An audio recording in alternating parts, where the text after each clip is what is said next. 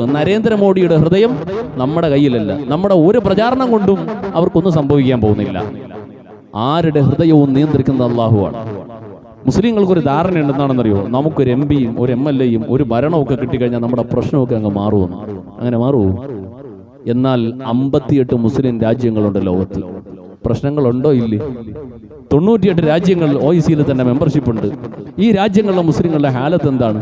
ഇത്രയെങ്കിലും സ്വാതന്ത്ര്യം ഇല്ലാത്ത എത്രയോ രാജ്യങ്ങളുണ്ടെന്നറിയാം മുസ്ലിം രാജ്യങ്ങൾ. മുസ്ലിമീങ്ങളുടെ പ്രശ്നം മാറാൻ മുസ്ലിങ്ങൾക്ക് ഒരു അധികാരമുണ്ടായതുകൊണ്ടോ രാഷ്ട്രീയ ഗോതയിൽ മുസ്ലിങ്ങൾക്ക് സാന്നിധ്യം ഉണ്ടായതുകൊണ്ടോ ഇതുകൊണ്ടങ്ങ് പ്രശ്നം പരിഹരിക്കുമെന്ന് വിചാരിച്ചെങ്കിൽ അങ്ങനെയൊന്നും ഉണ്ടാവില്ല. സൗത്ത് ആഫ്രിക്ക എന്നൊരു രാജ്യമുണ്ട്. മുസ്ലിങ്ങളുടെ പ്രാതിനിധ്യം എത്രയാണെന്നറിയോ? 4% ക്രൈസ്തവ ഭൂരിപക്ഷ രാജ്യമാണ് സൗത്ത് ആഫ്രിക്ക. സൗത്ത് ആഫ്രിക്കയിൽ ഒരു ഹോട്ടൽ നടത്തണമെങ്കിൽ ജംഇയ്യത്തുൽ ഉലമ ട്രാൻസ്വാളിന്റെ സർട്ടിഫിക്കറ്റ് വേണം. ഈ ജംഇയ്യത്തുൽ ഉലമയുടെ സർട്ടിഫിക്കറ്റ് ഉണ്ടെങ്കിൽ സൗത്ത് ആഫ്രിക്കയിലെ ഏത് മതസ്ഥരും ഹോട്ടൽ തുടങ്ങാൻ പറ്റുള്ളൂ.